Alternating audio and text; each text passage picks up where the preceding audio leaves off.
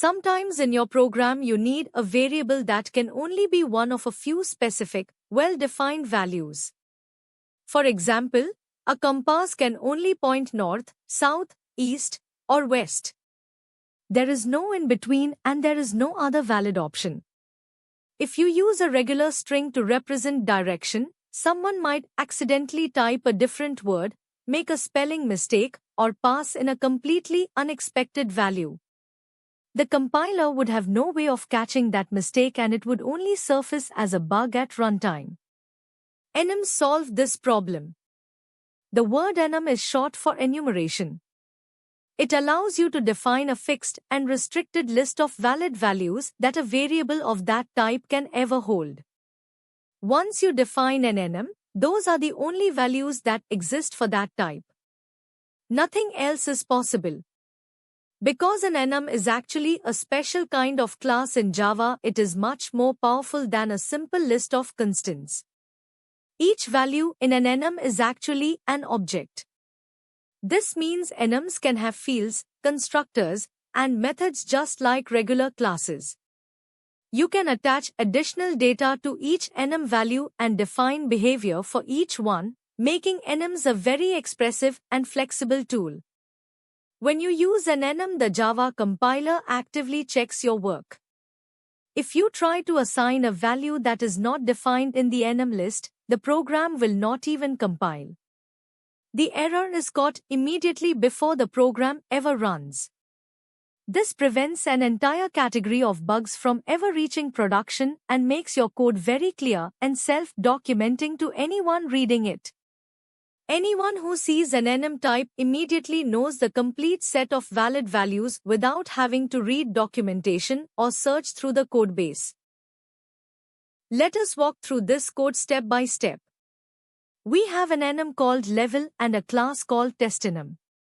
This example shows how to define a basic enum, assign a value from it, and use it in a switch statement. Starting with the level enum.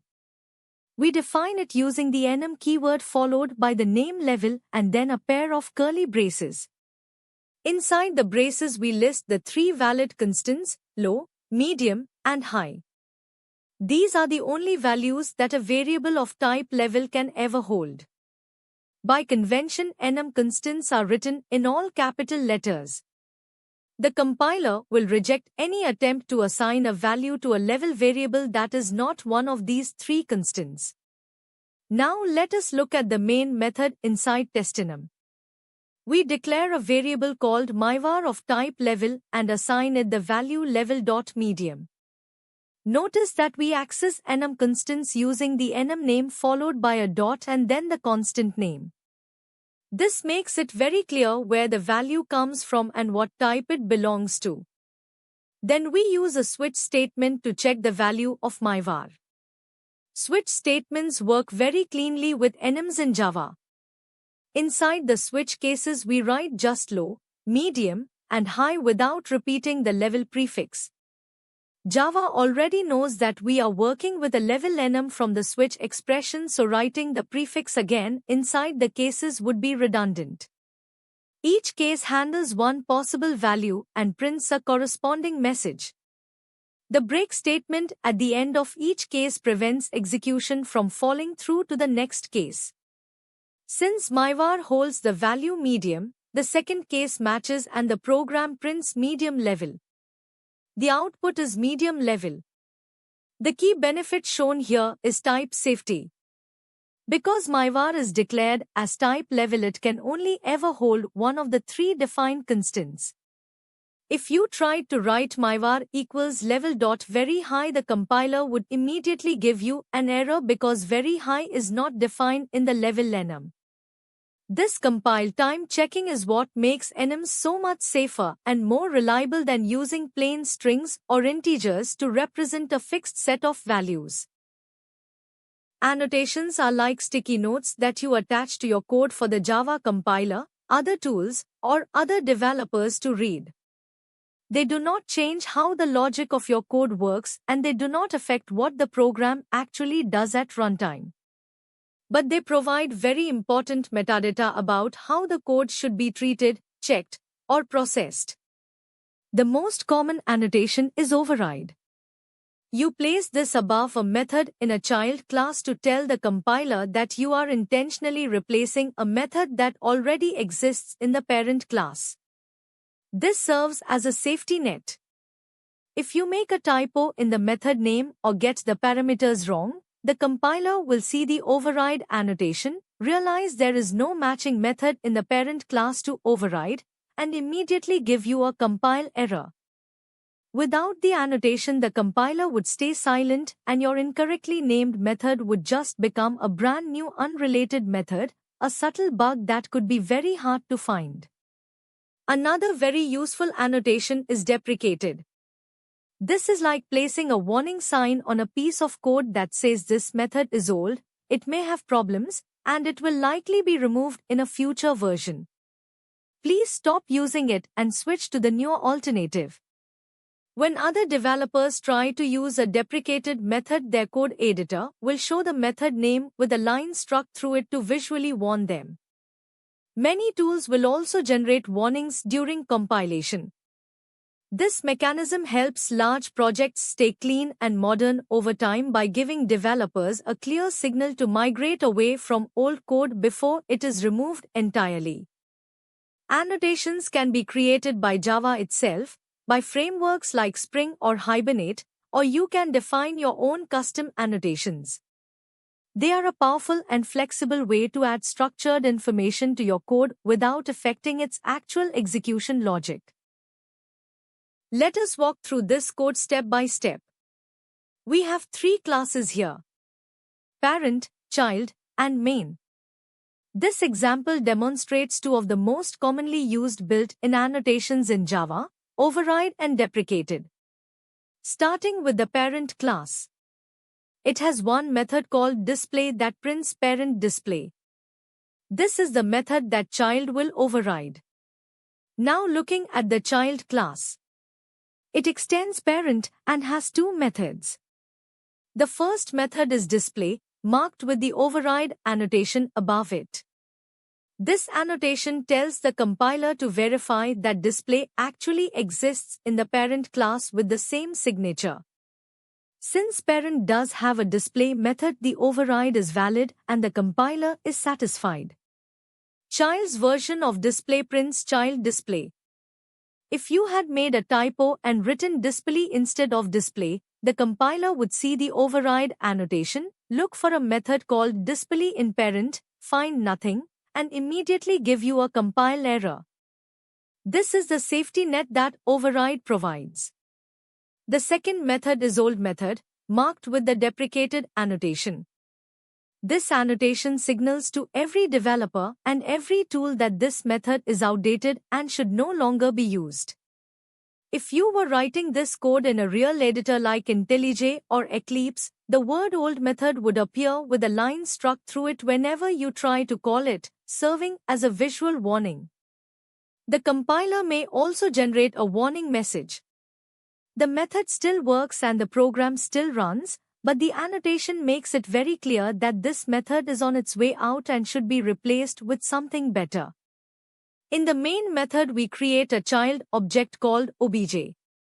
We call display, which runs child's overridden version and prints child display. Then we call old method, which still runs normally and prints do not use this, but in a real editor calling this method would show a deprecation warning. The output is child display on the first line and do not use this on the second line. The key point from this example is that annotations do not change what the code does at runtime. The program runs identically with or without them. But they add a layer of communication and safety. Override protects you from accidental method name mistakes. Deprecated warns other developers away from outdated code. Both make your codebase safer, clearer, and easier to maintain over time. Now regarding custom annotations. Java allows you to define your own annotations using the @interface keyword. This is exactly how popular frameworks like Spring and Hibernate work under the hood. They define their own annotations and then scan your code at runtime or compile time to find those annotations and perform special actions based on them. Inside a custom annotation, you can define elements that look like method declarations but actually serve as data holders. For example, you could create an annotation called MINEFO with elements for the author name and the version number of the code. Once defined, you can apply that annotation to any class or method in your project.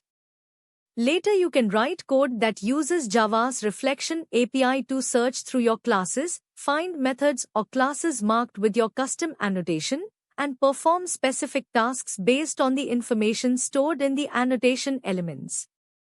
This could be automatically generating documentation, checking permissions before allowing a method to run, or logging information about who wrote which part of the code. Custom annotations are a powerful and flexible tool that turns Java into a highly extensible platform. Java allows you to define your own annotations, giving you the same power that famous frameworks like Spring and Hibernate use internally. You define a custom annotation using the @interface keyword. This tells Java that you are creating a new annotation type rather than a regular interface. Inside your custom annotation, you can define elements. These elements look like method declarations, but they actually serve as data holders that store information about the annotated code.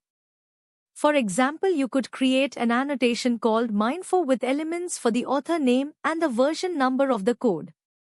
Each element can have a default value so that developers using your annotation do not have to provide every piece of information if a sensible default already exists. Once you define your custom annotation, you can apply it to any class, method, field, or parameter in your project. The annotation sits above the target like a label carrying structured information about it. The real power of custom annotations comes when you write code that reads them at runtime using Java's Reflection API. Your program can scan through classes and methods, find the ones marked with your custom annotation, and perform specific tasks based on the information stored in the annotation elements. This could mean automatically generating documentation from the author and version information, checking whether a user has the right permissions before allowing a method to execute, logging which developer wrote which part of the code, or triggering special behavior in a framework without the developer having to write any extra configuration. Custom annotations turn your code into a self-describing and highly extensible system. Let us walk through this code step by step. We have a custom annotation definition and a class that uses it. This example shows how to create your own annotation and apply it to a class. Starting with the annotation definition. We use the @interface keyword to define a new annotation type called MINEFO. Above the definition, we place the retention annotation with a value of retention policy.runtime. This is a meta annotation, an annotation applied to another annotation. It tells Java to keep the MINEFO annotation information available at runtime so that other code can read it through reflection. Without this, the annotation information would be discarded after compilation and nothing could read it while the program is running. Inside the MINEFO annotation, we define two elements. The first is a string called author, which has no default value, meaning anyone using MINEFO must provide an author value. The second is an int called version, which has a default value of 1. Because version has a default, anyone using MINEFO can choose to omit it and the default value of 1 will be used automatically. Now looking at the data processor class. Above the class declaration, we apply our custom MINEFO annotation by writing the annotation name followed by parentheses containing the element values. We provide alias as the author and 2 as the version. These values are now permanently attached to the data processor class as metadata. The annotation does not change how the class works or what the process method does. It simply adds descriptive information that other parts of the program can read. The data processor class has one method called process which prints processing data when called. To actually use the annotation information, you would write code using Java's Reflection API to find the MINFO annotation on the data processor class and read the author and version values from it. This is exactly how frameworks like Spring and Hibernate work internally. They scan your classes for specific annotations and automatically configure or process those classes based on the annotation information they find. You write the annotation, you apply it to your class, and the framework does the rest. If annotations are notes for the compiler, meta-annotations are notes for the annotations themselves. They define the rules and boundaries for how your custom annotations should behave, where they can be used, and how long their information should be kept. The two most important meta-annotations are target and retention. The target annotation tells Java exactly where your custom annotation is allowed to be applied. Do you want it to only appear on methods? Only on classes? Only on fields? Or on multiple different targets? By specifying a target, you prevent developers from accidentally applying your annotation in a place where it makes no sense. If someone tries to use your annotation somewhere it is not allowed, the compiler will immediately give them an error. The retention annotation is equally important and controls how long the annotation information survives through the different stages of your code's life cycle. There are three possible retention policies. If you set it to source, the annotation exists only in your source code.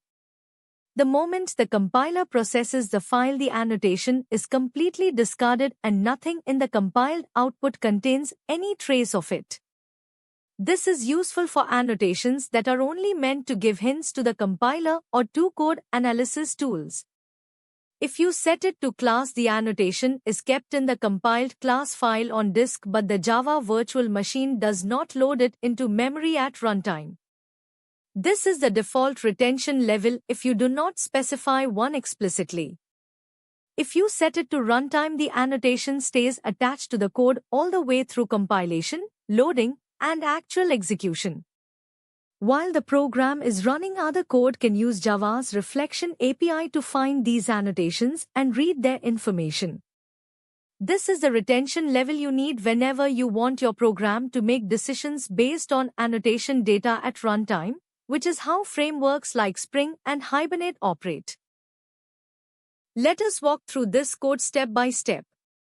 We have a custom annotation called TestAction and a class called MyApp that uses it. This example shows how target and retention meta-annotations control where a custom annotation can be used and how long its information survives. Starting with the TestAction annotation definition. Above the definition we place two meta-annotations. The first is target with element type .method passed into it. This tells Java that TestAction can only be applied to methods. If anyone tries to place this annotation above a field, a class, a constructor, or anything other than a method, the compiler will immediately give them an error. The target meta-annotation acts as a guard that enforces correct usage of your custom annotation. The second is retention with retention policy .runtime passed into it. This tells Java to keep the TestAction annotation information available all the way through to runtime. While the program is actually executing, other code can use Java's Reflection API to scan classes and methods, find methods marked with TestAction, and read the name value stored in the annotation. Without this retention policy, the annotation information would be discarded after compilation and nothing could read it at runtime. Inside the TestAction annotation, we define one element called name of type string. Anyone applying this annotation must provide a name value. Now looking at the MyApp class. We apply TestAction to the save method by writing the annotation name above it and providing the value saveData as the name. This is a valid application because save is a method and TestAction is allowed on methods. The save method itself simply prints saving when called. The annotation does not affect how the method runs. It just attaches the name SaveData as metadata to that method. There is a commented out section that shows an attempt to apply test action to a string field called data. This is deliberately shown as a comment because if you remove the comment and tried to compile it, the compiler would immediately reject it. Test action was declared with a target of method only. Applying it to a field violates that constraint and the compiler enforces it strictly. This example shows that meta-annotations give you precise control over how your custom annotations are used. Target prevents misuse by restricting where the annotation can appear. Retention ensures the annotation information is available when and where you need it. Together they make your custom annotations reliable, safe, and well-defined tools for other developers to use in your project. Thank you for watching this video. I hope this explanation helped you clearly understand the enums and annotations and its core components in a structured and easy way. Continue learning, keep practicing, and stay consistent with your preparation. More detailed concepts are coming next.